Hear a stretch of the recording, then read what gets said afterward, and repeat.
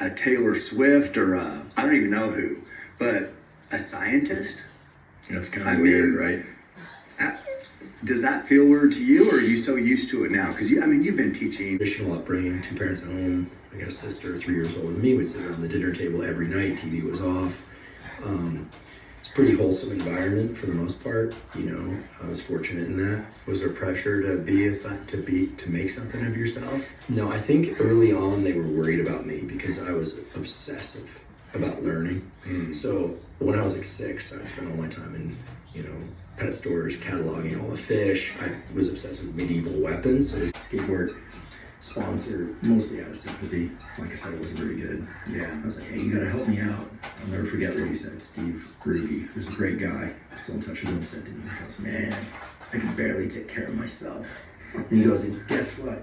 You're the most normal guy I know. And I thought, oh my goodness, like I'm really in trouble. Yeah. Anyway, I eventually got out. But while I What was were your parents doing it? Were they weighing in on it? Oh yeah, they'd show up because once in environments where there were no rules, all these kids are like away from home for the first time, and I'm like getting in fights and spending all my time at the gym, or I got really into Thai boxing.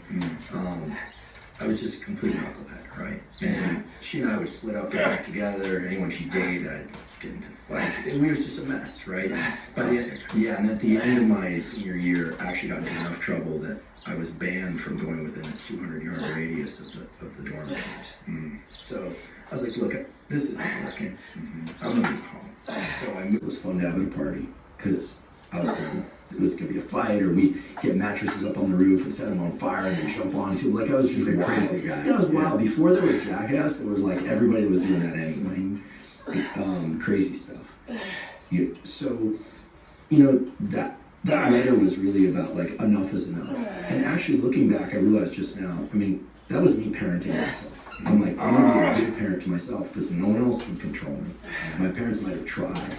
The letter was to your mom, but it was really to you. Yeah. It was like, hey, listen, whatever has gone on in your past, it's going to mean nothing to the world unless you clean your house. So I moved home, and I went to Foothill College, which was a community college. And when you move home to community college, you're with all the kids that didn't leave. Yeah. You're with the kids in high school that didn't leave. And most of them it's a commuter school, no one lives there. And I would say most of them at that time, expenses. And I decided I don't care who the teacher is or how much they know me, I'm going to be in the front row. And I'm going to ace these classes. And so I became kind of a beast. I would, the academic beast. It was like, I just put everything I had into getting the top. So, my girlfriend back then, we're still in touch. She's happily married, and we talk every once in a while. She's like, Metrics protein drinks, and just punk rock music. Like what were your experiments? So at that time I was studying neural development, how the brain wires up. So nature, nurture type stuff in critical period development. So I was doing experiments on a carnivore species called a ferret. They're actually a carnivore, not a rodent. They have binocular vision, so I was studying binocular. All of that has to come online before you see anything. So we were figuring out some of the chemicals that guide neurons to one place or away from another place. And we had discovered there was a series of molecules that act as what are called repellents. They push neurons out of certain regions. Now, there are 2 ways to wire up a very detailed map in the brain of connections. One is to say, you go here and guide neurons to a place. The other is to just go here. And what we discovered is that a lot of the brain... How all that works, I have to take an aside and say, how could that happen in nature without a creator? Yeah, so, well, here's the thing. We know that the programs, meaning genes, so genes, DNA, and there's DNA, then there's RNA, and then there's proteins. And proteins are the action end of the game where they say, hey, like, grow over here, don't grow over there, become this kind of cell, dopamine cell, or serotonin cell. Oh, my goodness, it's given me so much. It's given me peace. And, it's going to sound weird, and probably people are going to be like, what are you talking about? It works. It works. There's a way in which certain things I was grappling with, I just couldn't resolve. I couldn't do it. And it was all internal, and I just couldn't do it.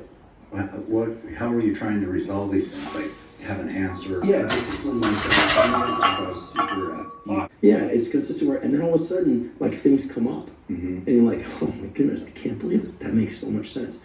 Now, I think that the success of the podcast, first of all, I'm incredibly grateful for it. Incredibly grateful.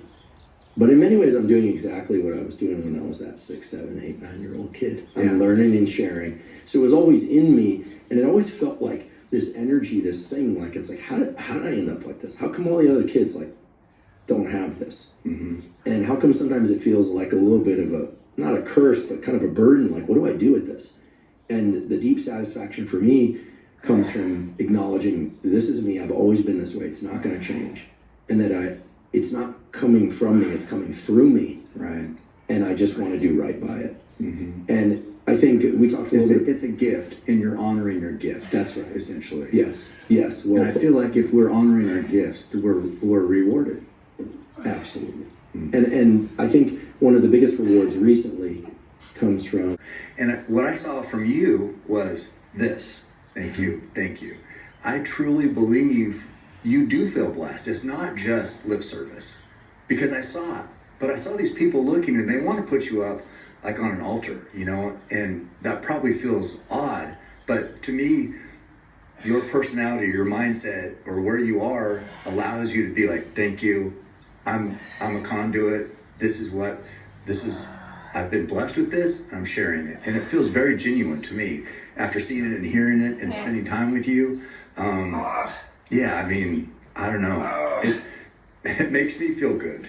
Oh, thank you. I mean, your perception is correct that I truly feel blessed, and I am so grateful and humbled for all of it. And I also, it's like, I made myself laugh, right? I'm like doing the same thing as I did when I was a kid. I go learn something, get excited about, mindsets, or here's the data, or like I'll find a gem in the literature, like, oh my God, people are their minds are gonna be, they're gonna be so happy. They're gonna be, so many people will benefit. They're gonna like this.